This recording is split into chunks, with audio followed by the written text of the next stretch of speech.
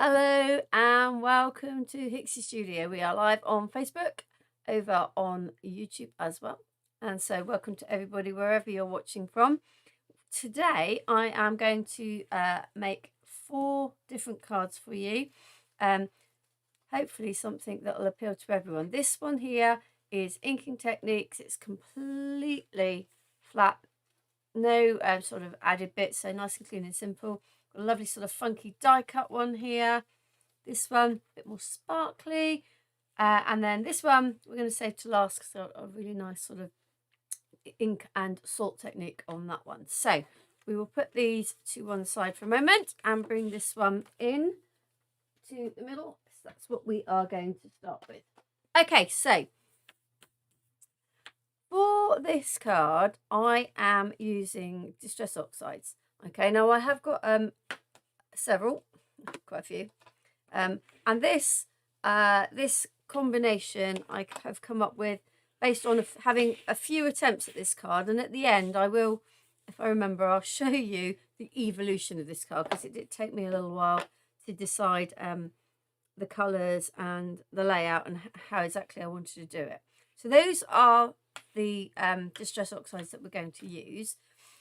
The this little guy here is from this set of dies. It's called Bird's Dies. It's by Trimcraft and from their first edition range. And there he is there. If I get him off. Now I have not used him as a die cut, but I have used him to cut a stencil to ink through. Okay, so I'll show you how to do that in a bit. So we'll put him to one side. I've also, for the trees, I've got this lovely little Lavinia stamps. It's called Christmas Tree Group. Excuse me. I do apologise. I've got a bit of a tickly cough, and so I might just suddenly go off into a coughing fit, but I do apologise. So yeah, so we've got this Christmas Tree Group, which I've used here. But the mountains, I have created those literally. There we go. We knew it would happen right at the beginning. It's been happening at the beginning of every video we've done today as well. So how I have created the mountains is literally by ripping pieces of card to create a sort of mask, and it's kind of up to you, you know, how you want to do this in terms of, you know, where you want your mountains to be. Do you want higher and lower bits? I mean, you can always use the other side. So it took me a little sort of a little bit of trial and error to create, but again, rip them, play with them on a piece of scrap paper, see what kind of outlines you get, and then sort of see how you want to lay them out. So that's those. Now I have, because I've been through several evolutions of this, I already have mine here. You can see they've been inked over several times. So once you've created them and you really like the layout, don't get rid of them. Keep hold of them. If it's a layout you like the look of, you know, keep hold of it. These will go on for ages. Okay, now, as I said to you at the beginning, this is all flat on one piece of card. So I've done it direct onto the card. So we need to look at how we're going to do that. This card is a little bit, or roughly 6 inches. It's 6 inches that way, excuse me, by just sort of under 6 inches this way. So what I've done is I've cut a piece of card 5.5 inches by 5.5 inches, and then I've cut another square into that. And now you can do that either by measuring, and I know on one of them I did, if I get one of my other ones out. You can see here I do some diagonal lines and then measured in and cut, or you can use a another square die, but however big you want your piece on there. I'm going to use the clean one. Move that one to the side. Now, it's really important that everything gets kind of masked. Otherwise, you will end up with bits where you don't want them. And that's and when I show you my evolution of this, you'll see where I went wrong a few times. So I've kind of already made the mistakes, and hopefully you won't. So I'm just using low tack tape because what I don't want is to end up marking the card. If you have stencil tape, then you can use that. It's entirely up to you, but you do want to mask everything. So I'm sticking that down, but I am making sure that all of the card is covered. And I know that might sound like I'm being a little bit pedantic, but if you don't make sure all of the card is covered, I can guarantee that you will get ink in the wrong place. Believe me, I have done it. So it's worth spending a little bit of time, and using low tack tape, it means you can lift it up and move it around as well. Woo! Except we don't want to low tack tape our card.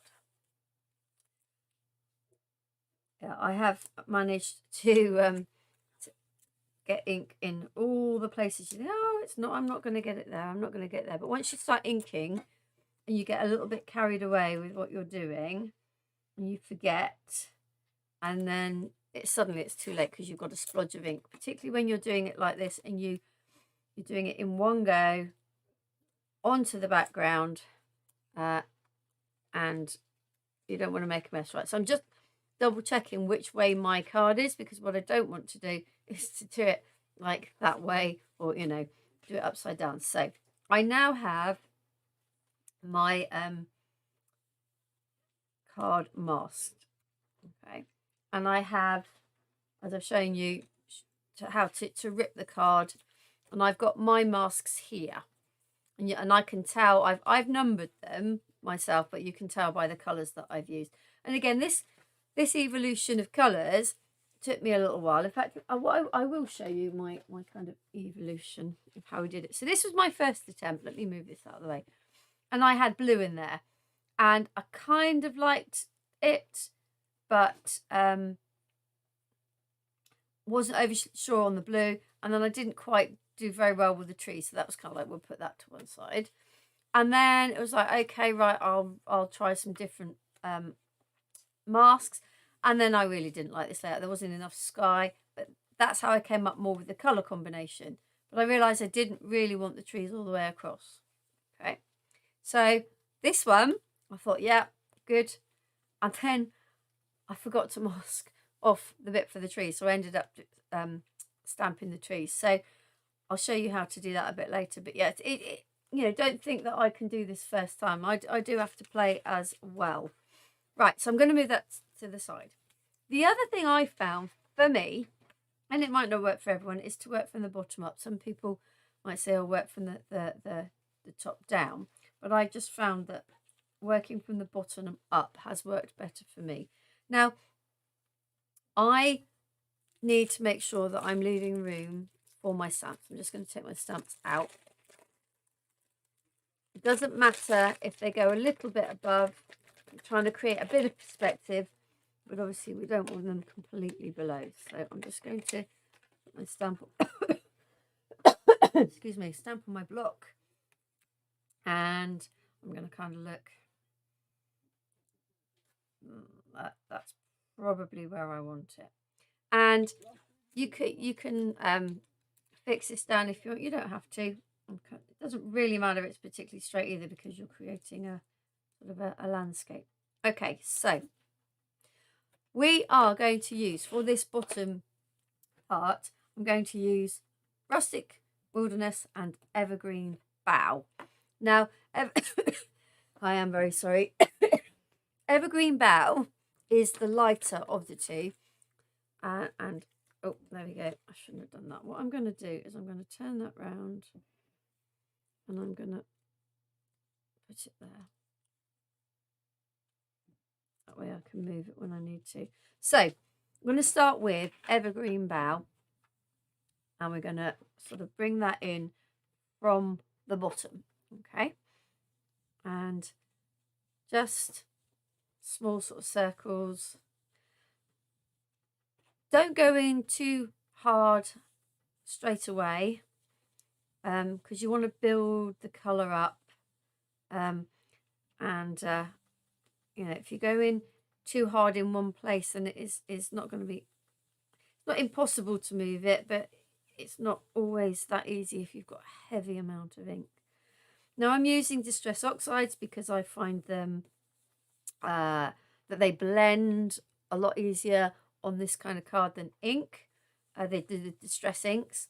They sit on the top and allow you a little bit more sort of open time. So now I'm just gone back in around the bottom and the sides with the Evergreen Bow, but now I'm going to go in with the Rustic Wilderness and come down a bit more from the top, blend them in the middle. I've got a bit of a variation of the colour here. Okay, now when you are, I mean, you don't have to use these colours, but when you are looking at colours to create a scene, you want your darker, brighter at the front and then the cooler ones towards the back. So there is kind of my first layer. Now, that isn't to say I'm not going to go back and touch that up later, but we have a start. So I'm going to take off that little mask, and there we have our first layer. And hopefully, having moved it around, I still have got it up high enough. Yeah, I'd say that's okay. So I'm going to keep the tape on that for the moment, just in case I need to go back in to touch the edges up. Okay. Now I'm going to put that down there, put those away as well. Okay, so the next one I want is this one. And I am going to work out exactly where I want this. Now, it's very subjective. It's entirely up to how you want it. What I'd say is don't have it, because this you don't want it like a complete reflection. You want it to be offset slightly so it looks kind of more natural, more realistic. So I think we'll probably go about there. Let me grab another little bit of tape. Just take that one on there and that one on there. Now, you may think, oh, you know, you're going to bring this one down into heat. No, you might, and that's fine.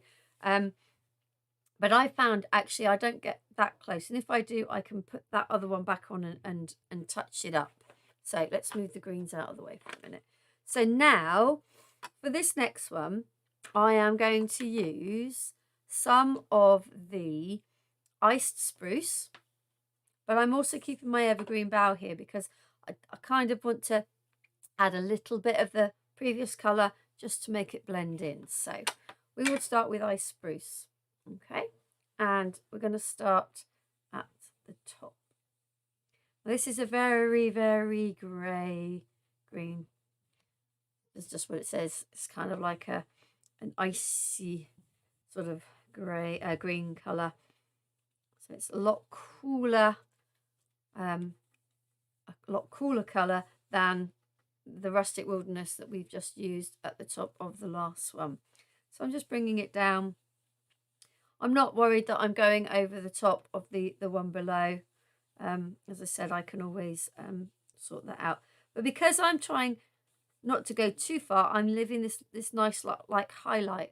And I kind of, if you have a look on my finished card, you see it really helps to add to the definition between the different areas. So I am going to go back in and just pick up a little bit of the Evergreen Bow. I'm going to just, we're going to get a piece of paper, just take a little bit off.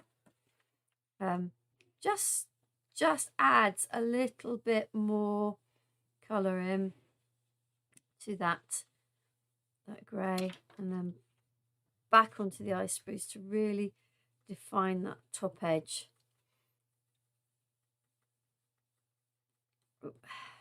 You can see here how movable it is when it's still nice and wet. Okay, so that's kind of our second layer. And like I say, we can always go back in a minute if we're not overly happy, and add in a little bit more definition. So there's our second layer, and we'll put that to the side too. And then third layer is our sort of purpley, real cool sort of coloured layer here. And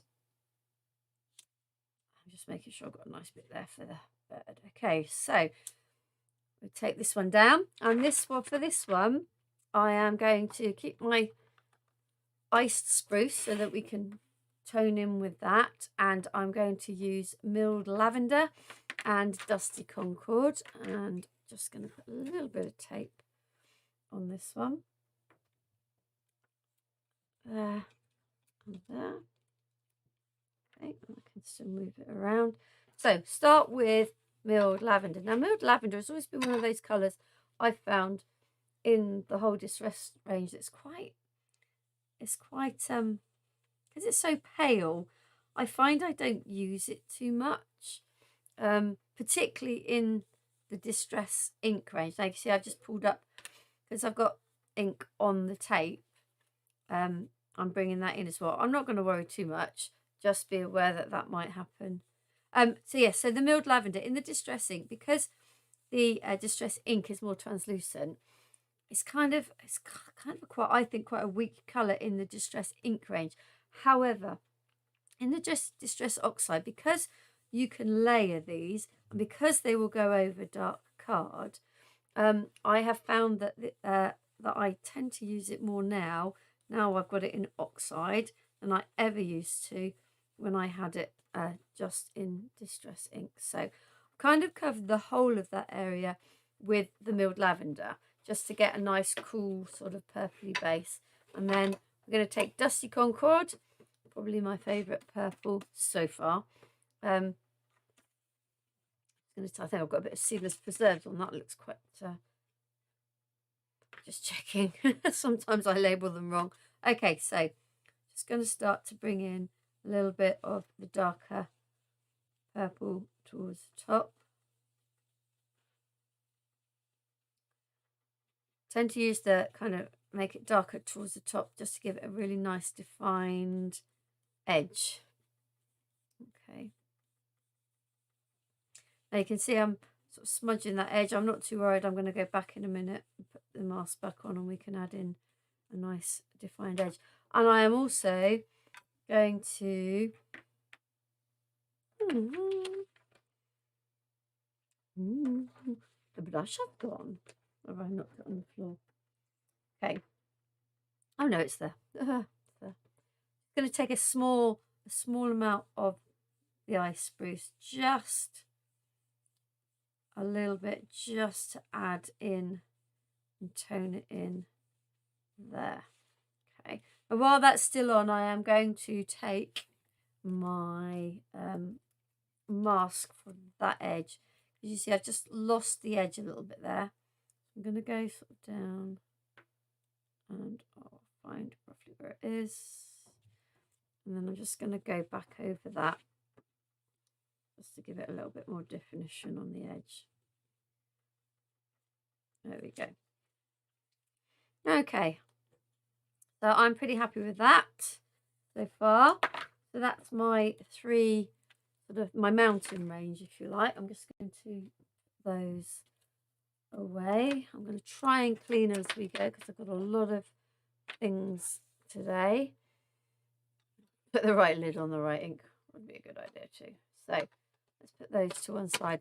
Okay, so my last colour of oxide that I have here is Tumble Glass, and I'm using that for the sky.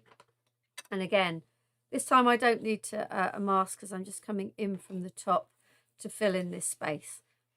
Okay, so I chose this because I think it's such a really, it's kind of that colour of a really clear, a blue sky on a really clear day. It's got that lovely colour. Now this one, because it's a sky, if it's a bit patchy, it really, really doesn't matter, because obviously you can say that they're clouds, so it's absolutely fine. But I am trying to get a nice sort of strong edge to it. Okay, so And again, I'm bringing the colour down towards the mountain. Not worrying too much if I'm going over it, but it does leave that nice little kind of halo over the top. Right, okay. Now, I am now going to just move a few things out of the way. Try not to get things messy. I'm now going to remove the tape. Just be careful because the tape is shiny. This ink is just sitting on it. It's not gone anywhere. It's not soaked in anywhere. So this, when you start touching this, I mean, I already have a bit on my fingers, but you're going to end up transferring ink. So just be very careful how you remove this. So now I've got the tape up. I'm actually taking the whole thing, the frame as well. So I now have my little square in the middle of my card. Okay, now in order to do the trees, let's do the trees, and we'll do the soaring eagle at the end. Now this, as I showed you on one of my the previous ones, you must mask this off again, because I didn't, and it just went. First time I did it, I thought, oh, I'll just sit all the bottoms of the trees, and it just didn't look right. It didn't look natural. So then I thought, no, I need to move them. But then I ended up, stamping it everywhere. Now, to stamp with, I am using Distress ink, Black Soot Distress ink. I tried this with Distress Oxide, and I found the oxide was almost too wet for the stamping bit. So I've just gone with Black Soot Distress ink. So I'm going to ink up my trees, and I'm going to bring back in my bit of copier paper. Okay. And I am just going to literally put it down, and that just takes off any, real blobs of ink. And then just checking that I have done that. And then you can start to stamp, and you can do multi-generational stamps. So don't just stamp it down once, but move it and stamp several times. Okay, so I'm going to start here. I'm going to start sort of in the corner and down off. Remember, you've masked it, it's okay. And then just press down. And if it's not a perfect impression, I am not too worried, because I am just going to keep going over anyway to give impression of lots of trees. Okay, so I'll ink again.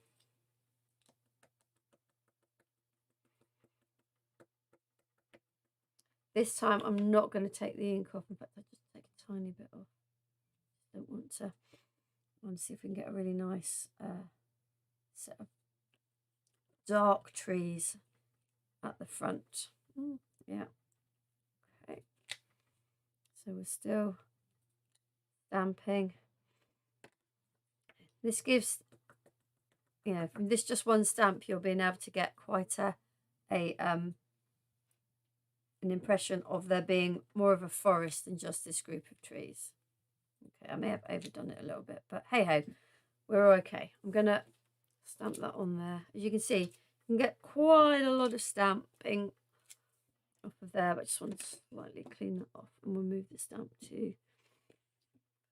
back in there so that we don't get in a mess with it. Okay, put that in my box. Okay, so now again, just make sure you've taken off any ink off your hands before you start lifting, because what you don't want now is inky prints around here. And we're just going to remove the tape from there and there. So now we've got our little trees. I'm going to get rid of that tape so that I don't end up putting my hands in it and then getting ink everywhere. So I have my trees. Now the next thing, not quite the last thing, is the little soaring eagle. So I'm just going to get a little piece of card, and Don't have it too small. You're not doing a die cut. You want some around it because you're going to ink through this. So you don't want it to be right to the edge. You need a little bit of room. So we're gonna cut him kind of there. And just run him through the machine.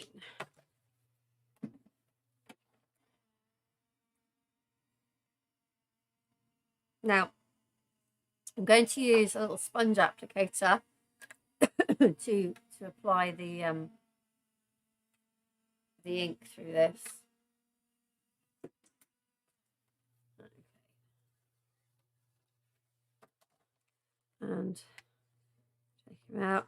Now, don't throw him away. Keep hold of the actual the die cut, because you can use that on a different project. But I'm just going to put the die to one side so I don't lose it. So now, what I've got here is the area, the aperture, if you like, left from cutting him out.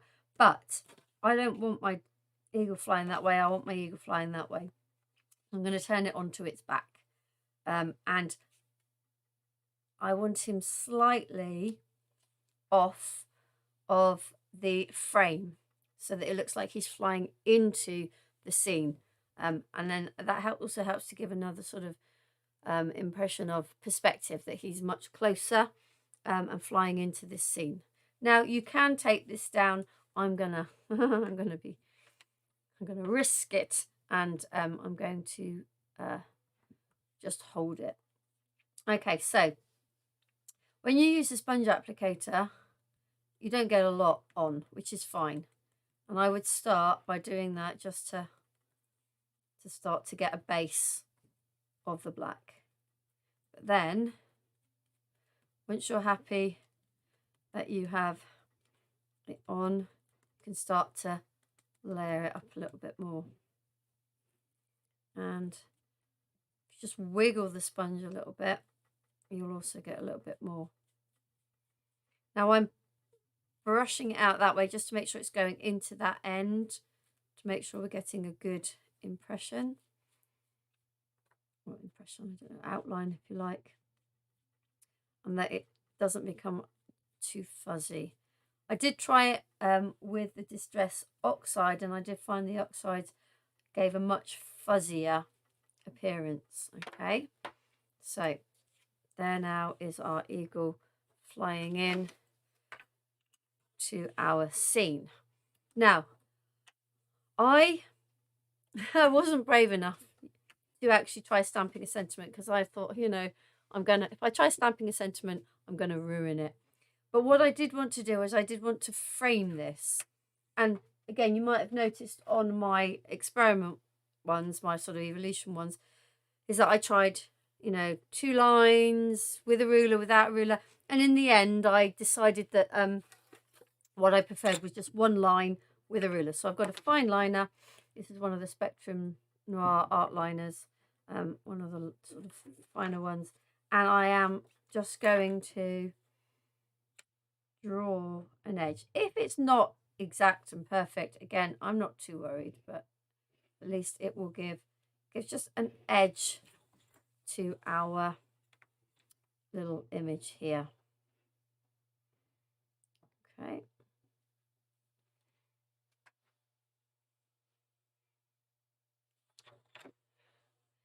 And then when we get round here to our eagle soaring, presuming it's an eagle, who knows, I'm going to stop just short and then start just past, just to give him that. And I realise I think I've got something on my ruler, which is now dragged onto there. But not to worry. If I'm really concerned, I can just trim that bottom edge of the card off. This kind of technique, you really do need to make sure everything that you're using is clean, that you're not sort of, you know, including your sort of hands, so that you're not contaminating everything as you go. Okay, now, like I said, if you're braver than me, then you could stamp a sentiment. It would sit quite nicely here, or you could leave more room here and stamp one here that comes off. But hopefully you can see that technique, that is literally used one die and just some paper and inks for a really clean and simple card. Okay, so that was our first one. Brilliant. Well, we'll move that to one side, and just let me clear away a few things so that I'm not getting myself in a mess. Right, let's move my inks. Okay, so the next one we're going to do is using the same die set. So we're going to be using something from here, and we're going to make this this sort of really funky card with the feather of this one. So I'm going to grab the feather die out. I'm going to put the eagle back in so that I don't lose it. Oh, it's come out now. Let's put it back in there. Okay, so we're going to use this just the feather die. Now, I made this card with just some scrap out of well, I say scrap, it wasn't scrap, that's a lie. It was a piece of paper. You know, we all have them in our stash where it's a little bit bright and a little bit a bit loud, and it doesn't really go with a lot of images that you might be using. But this kind of card is perfect for that sort of paper. So don't throw them away, keep hold of them, and then this kind of more sort of generic image like the feather, you can then use them on that. So a lot of this card I have pre-prepped, but I will explain. Let me just swap boxes. I've got all the right things ready. Here we go. So I have one side. I'm going to need that in a moment. So I have my base card. Just some navy card for my stash. This one though is Foundations Cornflower Blue, really beautiful blue, and it toned in perfectly with the blue or the brighter blue on that piece of card. And then I've got another bit that goes on. I've got this. Oh, now that's interesting. You should have. Excuse me, I'm going to have a little cough. I should have a bit of paper. It seems to have gone for a walk, but no bother. No bother. I do have another bit of it, so just bear with me a moment. I will grab another sheet. Oh, best laid plans and all that jazz. Talk amongst yourselves. Ask any questions while I'm down here. Here we go. It's the other bit of that paper. So, not to worry, I will cut another piece. I wouldn't use this on a but if I was doing a stamped image or something, because it just is too big and busy and loud. Right, so phew. Just gonna eyeball that and cut another piece. Off again to find the trimmer. You know what'll happen in a minute. As soon as I've cut this piece, the other piece will magically appear. Oh, it does. Okay. Not a problem. Right, there we go. So, this piece will sit on here. So we've got our navy card to match the dark blue. We've got our peacock card, not peacock, cornflower blue to match this bright blue. And I've got the other bits cut for the bands as well, just so that they're all done, because they're kind of like just strips. Lots of strips. Good way to use up lots of scraps. So all of that will assemble later. So let's just put that to one side. Okay, now we need some card. There we go, got some white card. Now, what I did was I went through my distress colours and matched what I could to the other colours in this paper. So I went for pumice stone to match this one. I went for abandoned coral to match the back one, and Tumble Glass to match this lighter blue. And what I did was I took a piece of card and I took my oxide. I'm going to grab the feather dye just to see how much I need. So I'm going to actually cut this into bits so that I don't ink more than I need. Grab my scissors. Okay. That'll do. Right, okay, so 3 pieces of card, one for each of the colours. So I'm just going to literally ink them. Oh, let's do blue on this one as I managed to put the thing on. Now, you don't need to cover all of it. Just make sure you've covered enough for the feather. And I chose to do the 2 lighter colours. I chose to cut 2 feathers out of each. I'm only going to cut 1 feather just to show you how I did it. Bear with me. Grab another brush. Ooh, set the juggler. So yeah, 2 of each of the lighter colour to go at the back, and then 1 of the darker colour. So there goes that lovely abandoned coral, a really beautiful sort of orangey red. That goes on beautifully. Okay, that would be that one, and then lid. Good idea, lid. And then we have pumice stone. Bear with me, I'm just trying to find my brushes. My brushes. No, this one. Excuse me. Oh,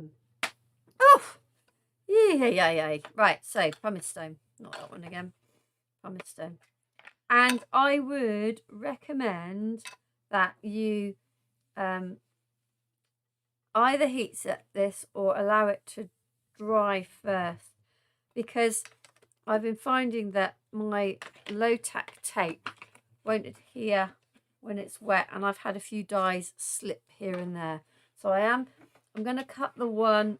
Oh, what should we do? Let's cut this one out. So I am just going to heat set it.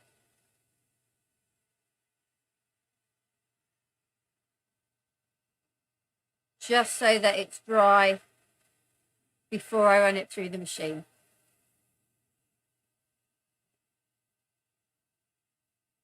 Okie dokie, right. Okay, so put those 2 on the side. I have already cut a few of those. So tape, and I'm going to put it across the middle so that hopefully it won't slide away. Okay, through.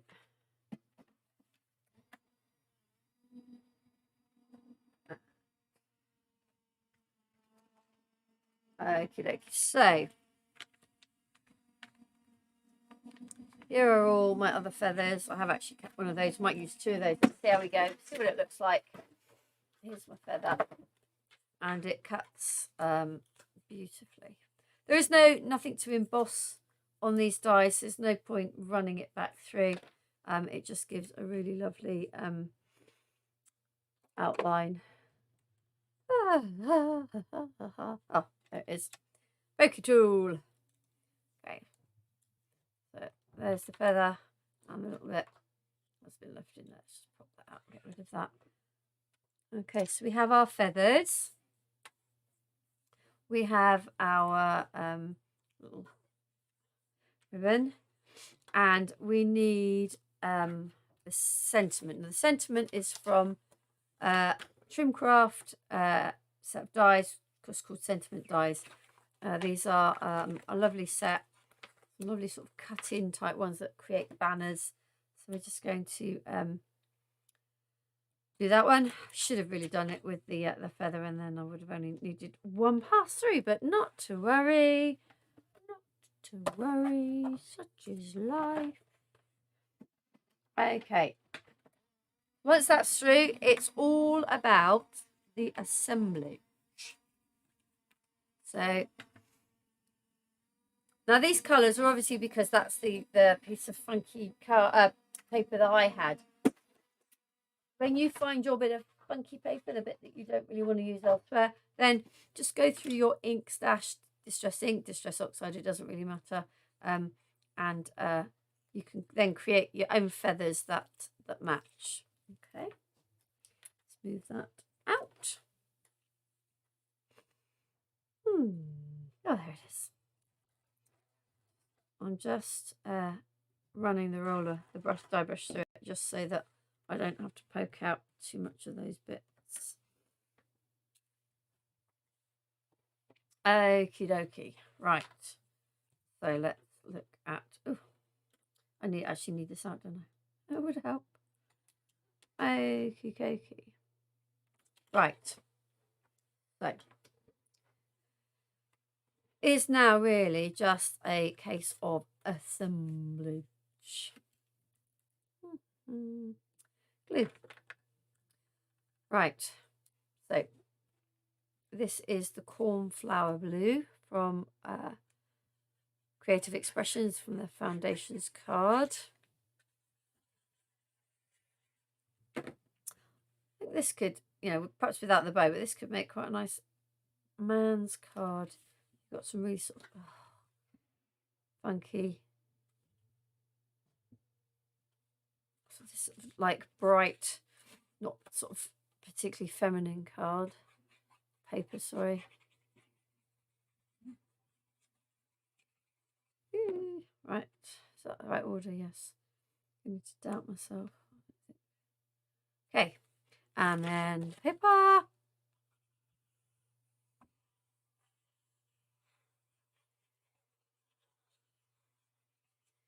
Though for the other dies, or quite a few of the other bird dies from this set that the feather comes from, we've been filming a few different videos this morning, so those will be up hopefully at some point throughout the next week, just to show how versatile that whole set is. I mean, there's still some that I haven't yet used, which are got all sorts of possibilities. So literally I'm just creating like a strip to kind of get a focal point, not through the middle, but sort of towards the bottom. I can see a pencil mark on that bit of card, so I'm just going to rub that off. Yeah, so sort of bring it further down so the feathers can sit on it, and it's not kind of central. Brings the focus sort of lower down on the card. Okay, I'm actually going to stick this on before I go any further.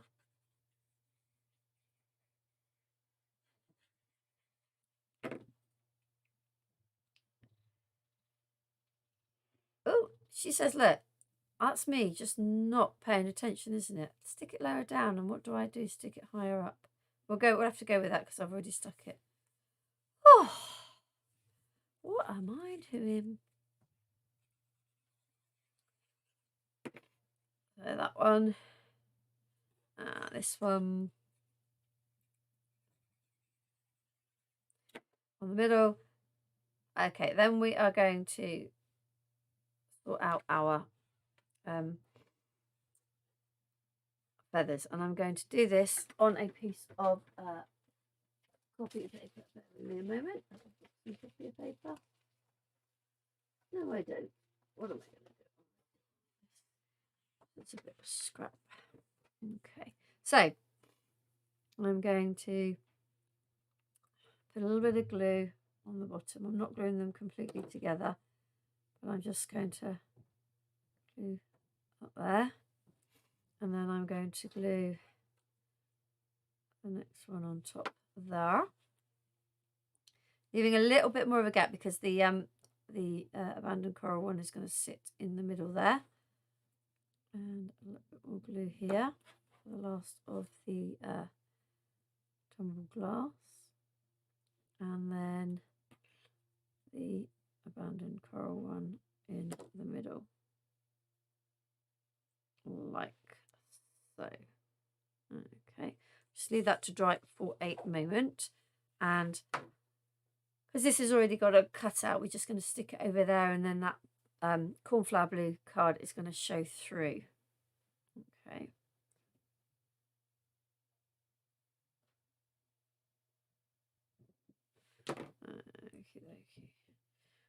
on that.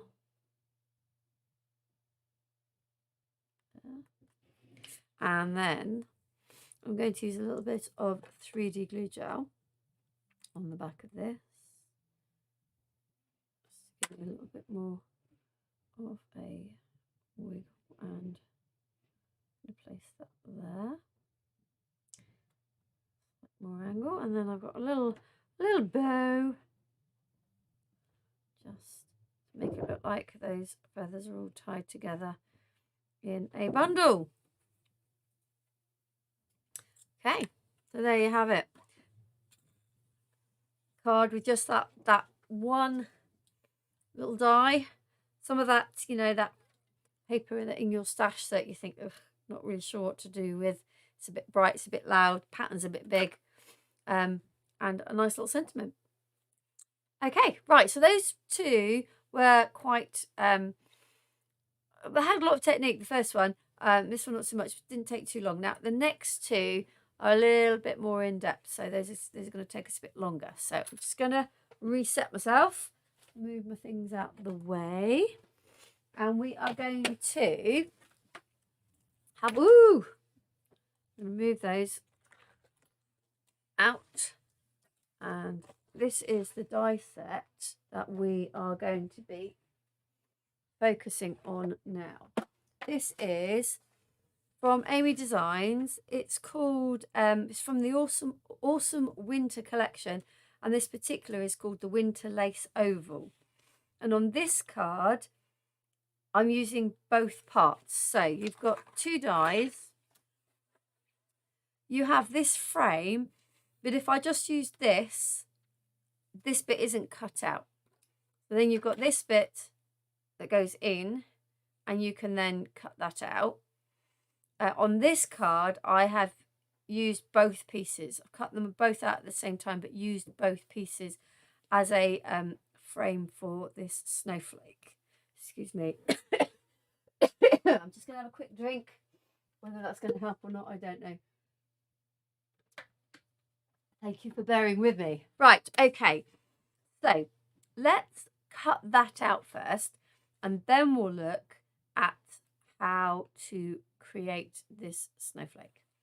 Okay, so we are going to use some navy card. Make sure I've got the right bit. That's my base card, and then here is my bit for cutting out.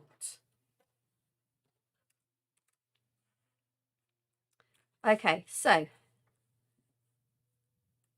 I have found the best way to do this when you're cutting both is to secure this outer one first. And once the outer one is secure, then you can position this one in. Now, the reason is this, however you try and turn this, this isn't kind of, the way that it's been cut is kind of on a little bit of a bias. So if you're trying to line things up, if you're one of those people that likes your straight lines, this one does play with your head a little bit. So I've tended to stick that first die down and then just focus on the scalloped outer edge of it to try and then place it against the other one. And I'm going to do it both ends, tape it both ends, that is, so that it doesn't slide in our die cutting machine. So we're going to put that through, and we are going to cut that. Now, something else that I have used in this project to get the sparkle on all of it is this luster polish from Creative Expressions. Got that. Oh, I need longer arms, I do. Let's just see. I'm happy that that's cut through. That looks good. Put that to one side. Yeah. So we're using this luster polish. I have used it to create the background card, which I'll show you in a minute, and also the card that I've used to make the snowflake. If you don't have brain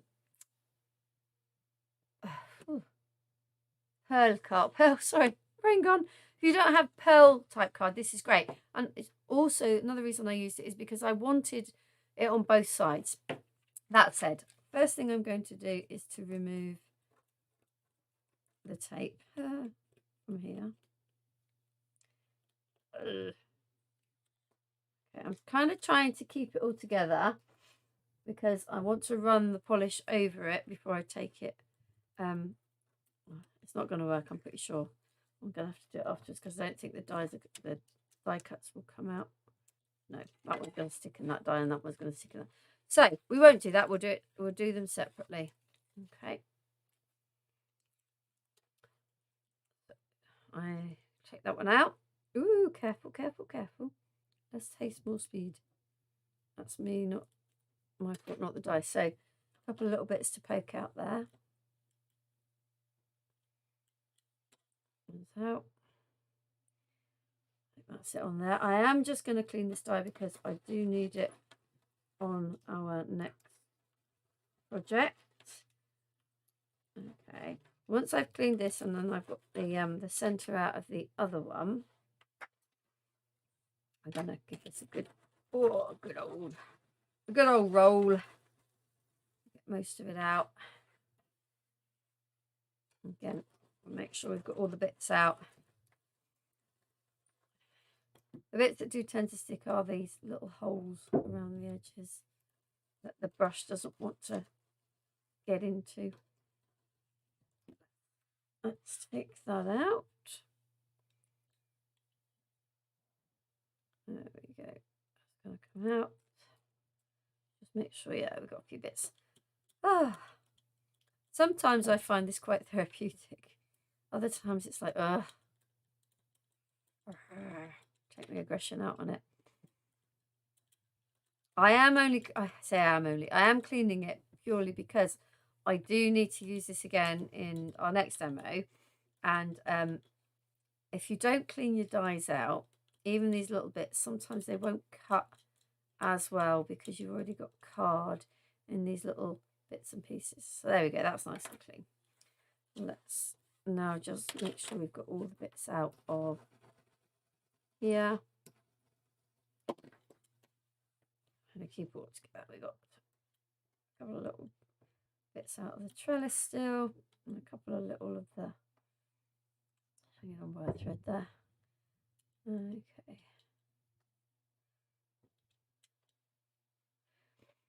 Does seem a bit fiddly, but believe me, it is worth it for the effect. I think I've got them all out now. Last one. Right, let's get rid of all the mess, and then we can start looking at the rest of it, the pearly bits and the snowflake.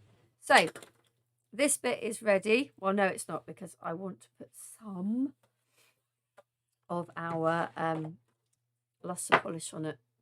Now the luster polish comes in, it's a glass jar. It has a screw top, the stuff's in there, and then this here is your brush. You don't have to use, I say it's a brush, it's a sponge. You don't have to use this. I think I could do a clean in mine a little bit. You can use a stencil brush, you could use other sponges, whatever you fancy. And I'm just dabbing it in. And I just want a little bit of a sheen on this. So I'm literally just going to, she says little, let's just cover a lot of it. Just dabbing it on over that. I might have been a little tad heavy-handed there, but hey-ho. So we're going to put that to one side to dry for now. Okay, over there, out of your view. Ooh. Get a tissue. I'm keeping the luster polish out because now I want to create, first of all, a piece that we can use for our background here, but also I need to create some piece that we can use for our snowflake. So you see me just dab it on to the die cut, and that's one way of using it. I'm not too worried if it's going on the back because I need to actually double side it. I'm literally just going to wipe the sponge over the top. Okay, and I can do that all over the card. I'm not gonna do all of it because I have actually got a piece prepared because I wanted to do both sides. So hopefully you can kind of see the shimmer that creates. This stuff is great if you need double-sided shimmer, because a lot of pearl card that you get is only single-sided. So by using luster polishes and the like, you can create your own double-sided, which is what I have gone ahead and done. So we're going to move that to one side. So I have, you can see, double-sided. But I haven't done it all over because I think, oh yeah, I've left that bit blank and I've left that blank. Not to worry. Okay, so there are two things that we need out of this. One is a piece for, excuse me, just trying to find my bits. A piece for the background here, which I'm going to cut from this in a moment. And then the other thing we need to do is we need to start cutting strips. So the first thing I'm going to do is I want to find a bit that's, and here's my base card. I'm just going to cut my bit for my base card. So I'm just going to turn that over and mark it here. Now, when I was looking, when I first saw this frame, it was well, the frame of this die. The first thing that struck me was the snowflake, and I was thinking, oh, I'd really like to be able to make a snowflake, rather than, you know, not sort of die cut, but one, but create one. So I went online and had a look, and I found not exactly this that I've done, but one that was on a much bigger scale. So I had a little play, and I've come up with this version of it. So there's our background piece. I'm going to put that to one side now. We've got our frame and our background drying, and now we need to create this. So what you need to do with the rest of your card is you need to cut it into 1/4 inch strips. Now these are quite small and it is a little bit fiddly, but it is worth it. This is a job that takes a little bit of time, but absolutely that is absolutely worth it. So what I'm going to do is I'm going to use my little measuring board here, and I'm just going to mark, I don't know, is that one in camera? Yeah. So I'm just going to mark a little 1/4 inch. Okay. Now I'm not going to cut all of these. I have a few done already, but I would go for whatever amount of cards you've done. I would do the whole lot, and you do need a fair amount, and I'll show you why in a moment. But let's just cut that. These bits will be easy to cut. When it becomes harder is when you're over here and you've not got so much to hold on to here. But you have it marked out, and then you can just slide it into your trimmer or your guillotine like this, and just literally cut your strips. Now I have to confess, when I first started doing this, I'd only done one side, and I then had to go back in and put luster polish on the side of all the strips. So make sure you double side the card with luster polish before you start cutting your strips, because it is way easier. Okay, I'll just cut a couple more. Okay, right, so we have some strips, and I have a few more in here as well. Now you need to cut the strips into 3 different lengths. So you need, the longest one will create the middle of each of these. Then you need 2 of the next down and 2 of the next. So the longest ones, and I have it written down, 2 1/4 inches. So I'm going to measure 2 1/4, and then I tend to move that across so I'm on a whole, but just so it makes my brain work better. 2 1/4, 2 1/4. I think that's all I'm going to get out of that one. And then I use scissors. It just is too faffy to try and do this on a trimmer. And the middle bits, these end bits, to be fair, are going to be caught underneath in the middle. So that bit I'm going to put to one side because I know that's not the right length. Now I need 8 of this length, okay, because I've got 8 points to my snowflake. So I would need to cut 8 of those. All right. I'm not going to cut them all for the moment. Now, for each each of those, you need 2 of the next length down. And the next length down is 1.5 inches. Now, that little bit I cut off earlier might well be okay for a 1.5. Yes, so that that's one. So I'm going to put that one with that. And another 1.5 there. So we're going to make three parts. I'm not going to make 8 because it is quite time consuming. Well, I say time consuming. I really enjoy doing it, but it does take a little bit of time. So I'm going to need 6. So I've got 1, 2, 3, 4, 5, and 6. Okay.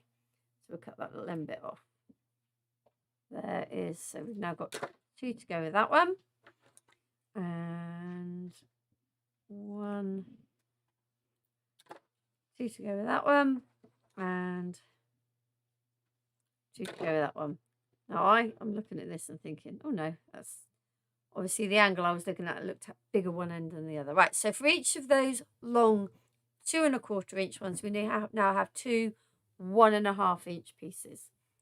And the next thing you now need for each of these is 2 1.25 inch. So in total, if you're when you're doing all 8 points, you need 8 of the longer one, 8 of the 2.25 inch, 16 of the 1.5 inch, and 16 of the 1.25 inch. So let's cut ourselves some 1.25 inch ones now. Okay, that's 1, 2, 3, and I'm just moving it across to the number so it's easier. 4, 1, 2, 3, 4, 5, and 6. Okay, so we are going to cut that bit off that we don't need, and then 1, 2, 3, 4, and 6. Okay, right, so I'm going to just put those ones. I'm going to need one more, but I'll keep one out. The rest we can put to one side because we're not going to need the rest of them. I have already created the rest of them. So 2 for there, 2 for there, and 2 for there. Okay, now the other thing I recommend, if you have little pegs, and I've got mine in my box here. Everything's falling off. Dean to the rescue. There you go. Okay, so I have some little wooden pegs. You can use paper clips. These ones actually, this might sound bizarre. These came with my advent calendar this year because I opted for a very different advent calendar this year. I've got seeds, and I'm supposed to hang them all up. I just have all the packs. I'm opening one a day. But these, because as soon as I saw them, I thought, oh, perfect. So just something that's going to hold these together. Put them to a side for 1 minute. So the first thing we need to do, and I was using a pair of tweezers, is put a dab of glue on the end, and I was taking this over to the end and then just pinch it. Okay, don't need the pegs for this for the minute, just pinch it, and you'll need to hold it just for as long as that is going to take. Now, may take a little bit longer than on normal card because remember we've coated it with the polish, and it doesn't help when you've got glue on your fingers. Let's squeeze it with the tweezers. There we go. So, and we need to do that for all the bits. So I am going to just go ahead. This is what I did when I did them at home. I literally had them all out. I put a a lob of glue on each one. And, oh, excuse my nose. Oh, dearie me. So I'm just gonna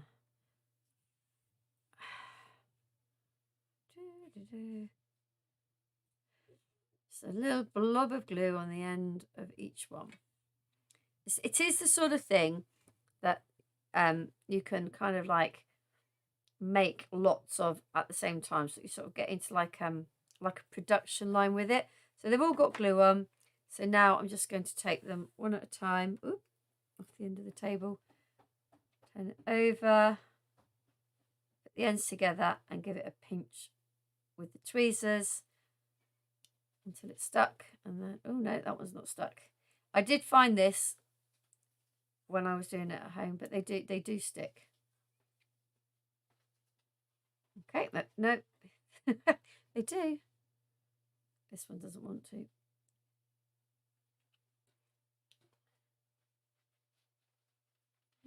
No. It's like, no, thank you. I don't want to stick. There we go.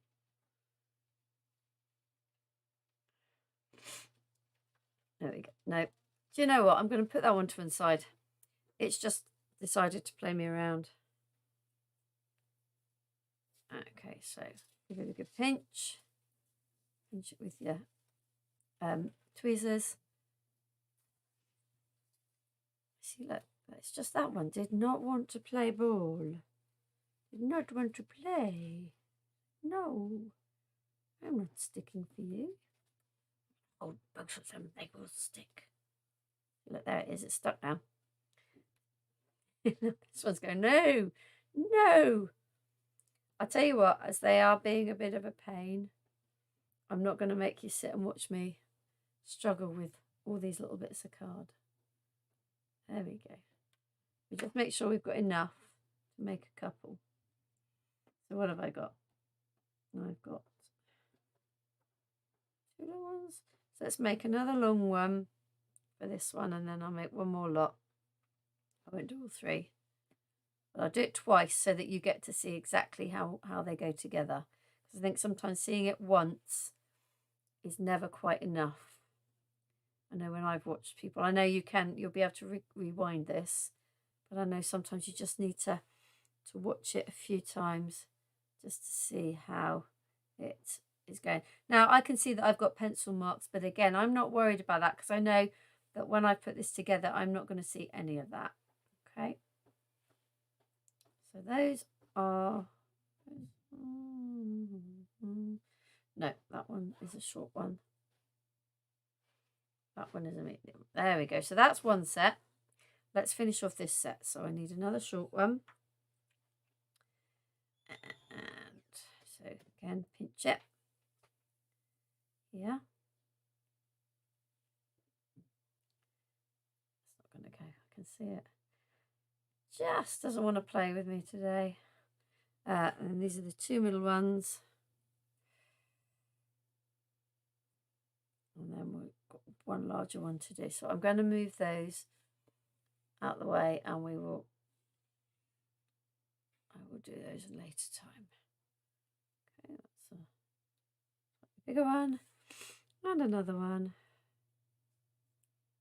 There. And then we've got one more to do after this, and then I can show you how these little bits all go together to create our snowflake. Yeah. And the last bit. You're probably thinking, yes, she's done. Okay. Right, so I now have enough to make 2 of these. Now I'm going to just ask, excuse me for a minute, I do need to blow my nose. I am very sorry, this cold is a bit of a pickle.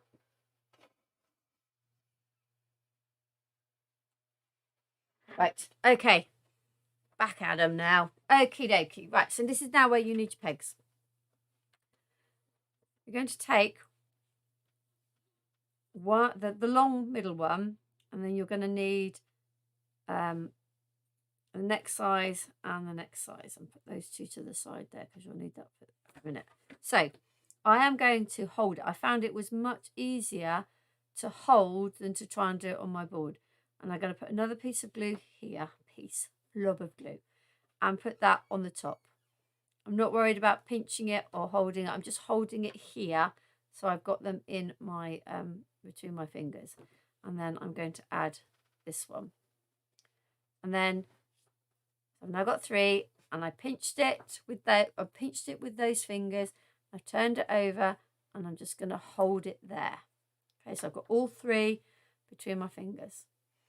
Another blob of glue here. You put the middle one on. Make sure it's just caught in between your fingers. Put the shorter one on. Put it between your fingers, and that's when you need your peg on.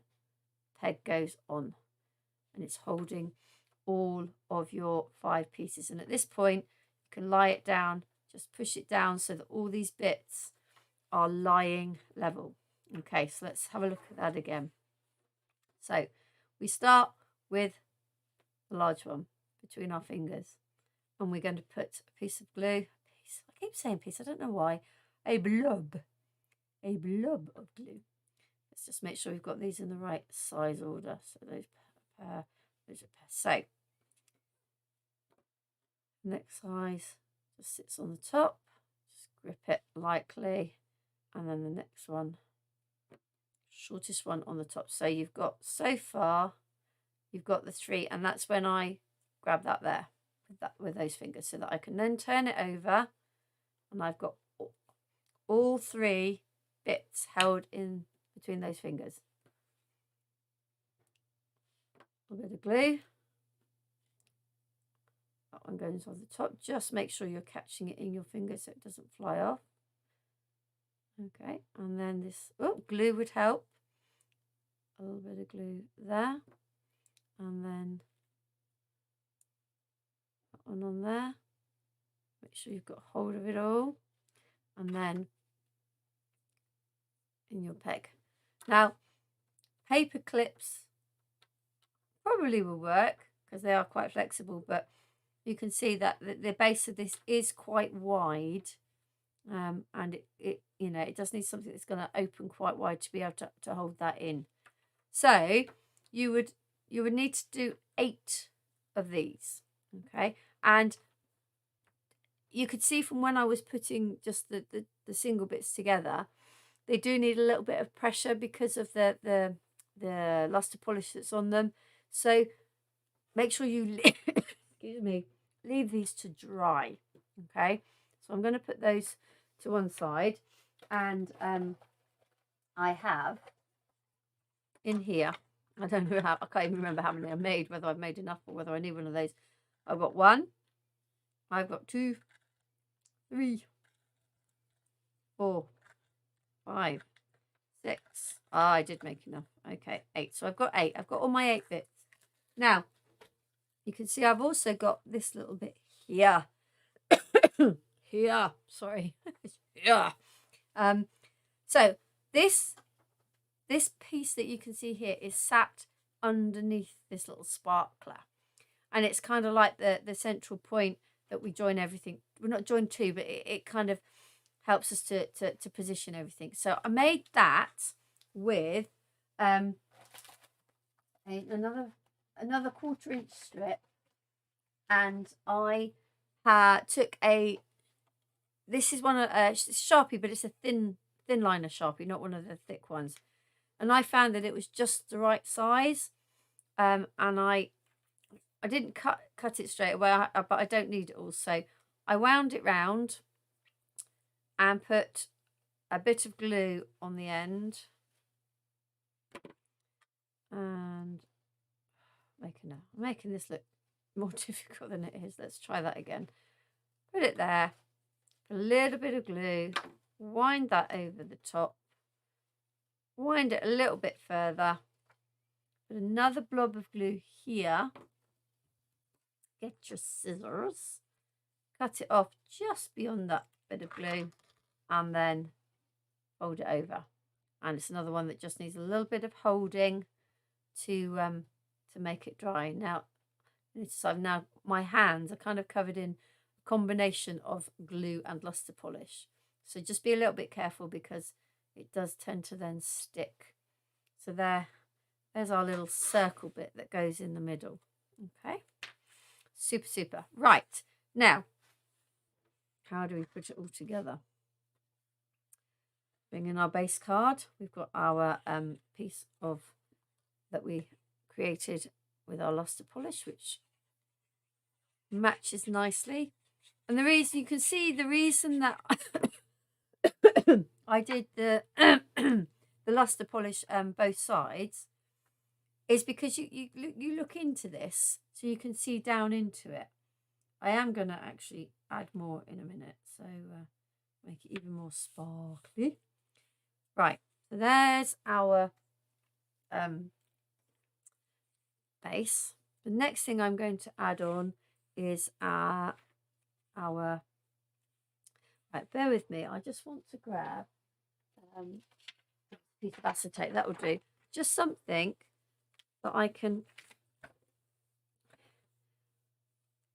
rub down on the top of, and I'm finding that helps me to get the pressure on without then sort of rubbing off anything off the card. And you can see it's stuck better now. A piece of paper is better than a piece of acetate, but it still works. That's what I want next. I'd like a piece of scrap paper, but I don't know what. I'll tell you what, we'll use this piece of kitchen towel. And excuse me, bear with me. bear with, sorry. Right. I am going to hold it just because I found that if I'm not, that putting it down, I don't seem to get as good a coverage. I seem to miss bits when I do it on flat. Okay, so I am literally now just dabbing the glue onto all the little bits that I think need a little bit. That's got a little bit of stuff in it. Okay. Have we had any questions or no? No. Okay, so tap that down. And I'm just going to lay our frame on. Again, in fact, I'm going to put that over the top and press down. There we go. Nope. And there. Super job. Right, so we're going to add a little bit of glue onto this. Okay, this is a bit tricky to stick. If you have a spray adhesive, or you can get that double-sided adhesive that you put on before you die cut. But it is quite intricate, this little die, and so you have to be quite careful as to how you're sticking it down. Okay, around the edges. Okay. Brilliant. Okay, so that is going to go into the middle of our frame. And excellent, there we go. I'm just going to put that over the top again and press down. So, you can see what I mean. That will stick. It's going to take a little bit of time to get stuck down. This will also help it to stick. So, let's bring all our little bits in. And the first bit we're going to stick down is this. Now you think, well, how am I going to do that? You literally can just put some glue around the edge. If it doesn't seem to be working, use you can use glue gel, because this bit is going to be completely covered. Right, now I'm trying to use these bits to try and centralize this thing. There you go. Right. Now it's a case of sticking these down. So you've got a lovely little area, plenty of room for some glue on the ends of these. So I found by doing the two sides,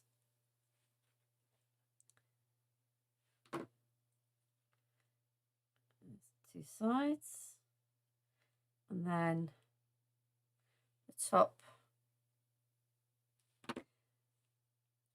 here. Excellent. And the bottom one here.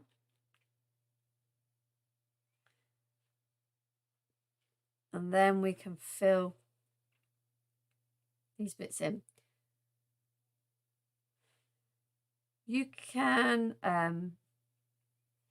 take the measurements for this and you know, you can fiddle around with it. You can make them whatever size. I personally would probably not make them any smaller because it is quite fiddly at this size, but you could certainly make them bigger. I'm not going to stick that one. I need a bit of 3D glue gel. Okay. Yeah, so definitely you can make them bigger. I would be a little bit cautious about making them any smaller. But if you have a lot of patience, then absolutely go for it. Now I'm just going to take something quite hard and I'm just going to push down to make sure these are all stuck. Okay, let's just check. Yep, they're all now stuck. Okay, now this is inevitably it's going to be a little bit raggedy in the middle. You're just never going to get this perfect, which is why I chose to put like a big sparkly on the top. But you know, whatever you could put, I mean, you could just fill it with glue gel and then put another circle of pearl card on if you don't have any big gems, just something that will cover up the hole. So I've got a another sparkler here. I'm going to grab my glue gel. Now, you don't necessarily have to fill that. I mean, that's a bit of a waste of glue gel. So I'm going to just kind of squirt it around the edges because I know it's going to cover that. And then I'm just going to lie it on the top of there. And that will cover the ends and the centre of our snowflake. So there you have it, our snowflake card using the Amy Design Awesome Winter Lace Oval die set, and then some luster polish from Creative Expressions to create the card, to create the background and the snowflake. Okay, excellent. I have one more. I'm just checking the time. Oh no, we're all right for time. I have one more, which is another quite a lot of technique in it.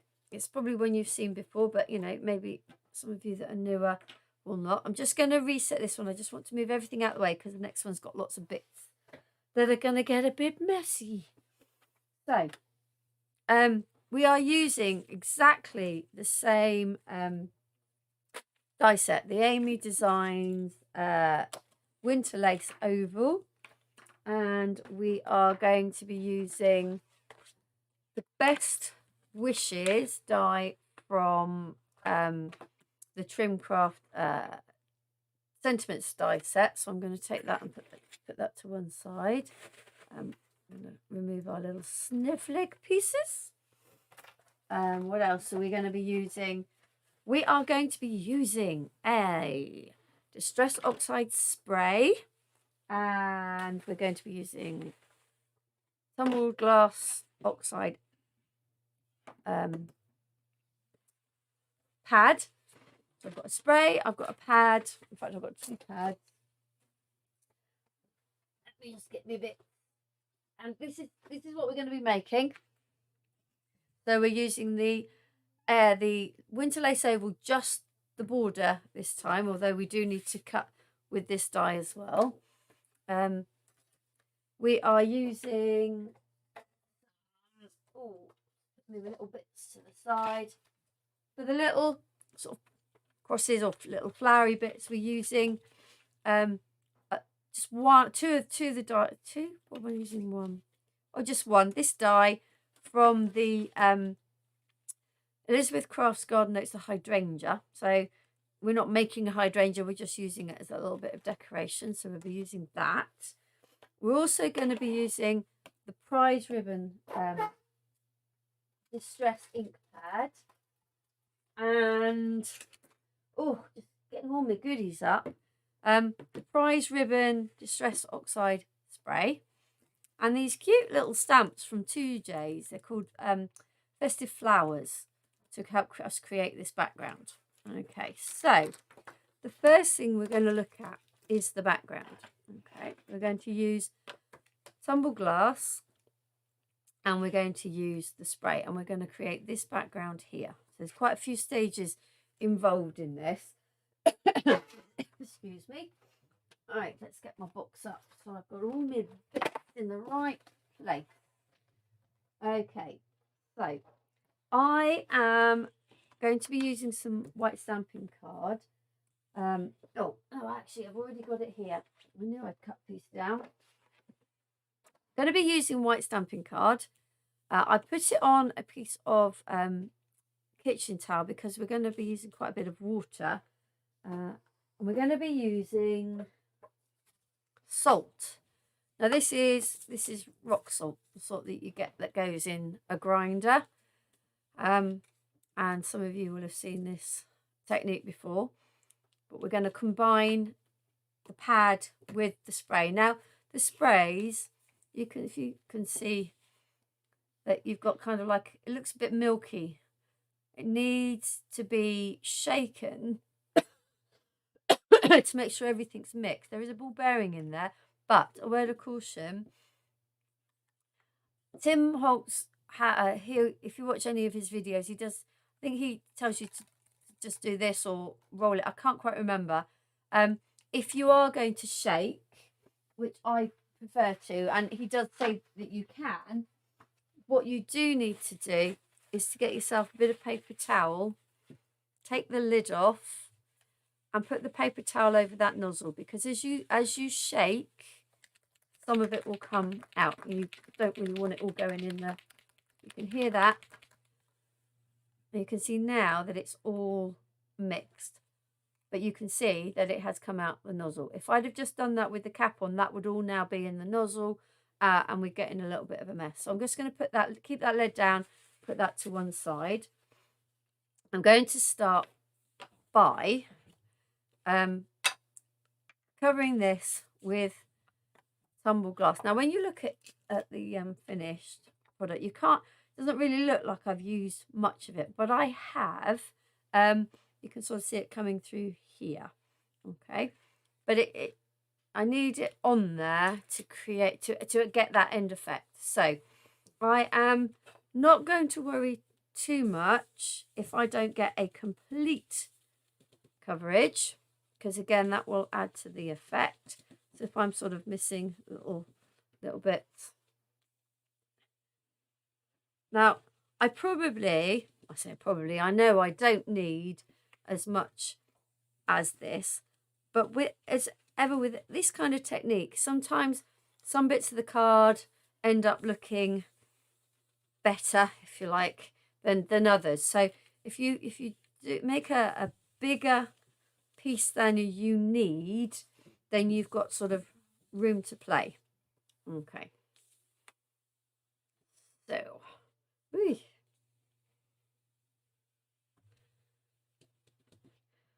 okay, right. Cease and desist. Okay, we'll leave that to one side.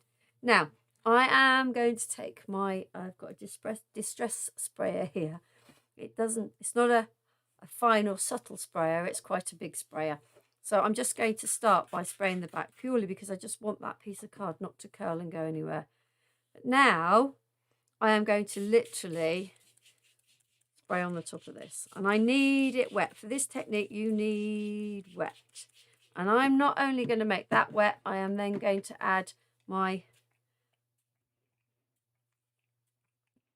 sprays on the top. And while it's still wet, where you've got those really lovely streaky bits, you're going to start dropping salt on. And you can see that the salt is already beginning to draw up some of that pigment from both the ink pad that was underneath and from the spray that was on top. Okay, so it's one of those things again. It's a case of playing, seeing what effects you like. You know, do I add more salt? Do I not? Entirely up to you. Now, this needs time to dry because what you need is time for the salt crystals to soak up the wet ink.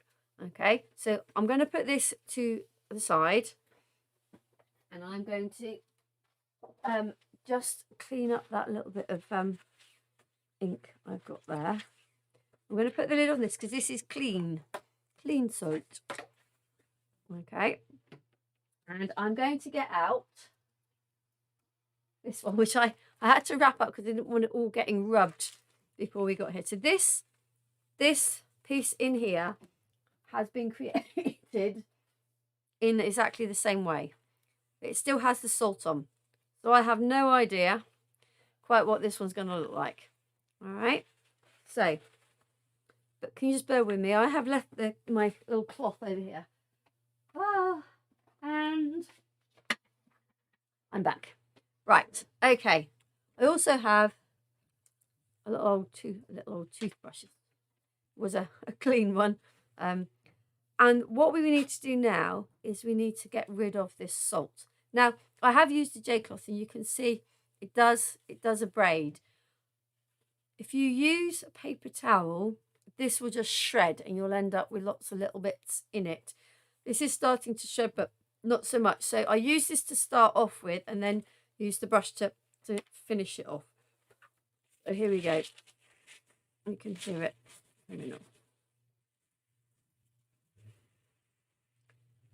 Okay, now do not throw this away. I have to say, this is what I found interesting. Where did this pink come from? Because I was always under the impression that with distress, the colours don't split. So it must be some sort of reaction with the salt on the inks, because one of the big things about the distress inks, the distress oxides, is that when you put water on them, they don't split into their composite colours. A lot of other inks will. You'll put water on them and then you'll see, oh, this colour's in there and this colour's in there. But it doesn't with oxides. So my assumption is that it's some sort of reaction with the salt that brings out that little pink. I don't know whether it was in the Tumble Glass or whether it was in Prize Ribbon. But either way, it was quite interesting. Now, I am going to keep going with this because this is the bit we're going to use. So you can see that the bristles are coming out of my lovely toothbrush. But we are getting rid of the salt. And we are left with this background. Now, there are bits of salt left on there. And I'm just going to try and rub some of it off. The reason being is because I do want to stamp over this.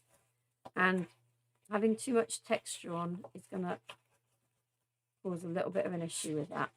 But you can see where I've still got some of the Tumble Glass. You can see all these kind of like lovely little patterns.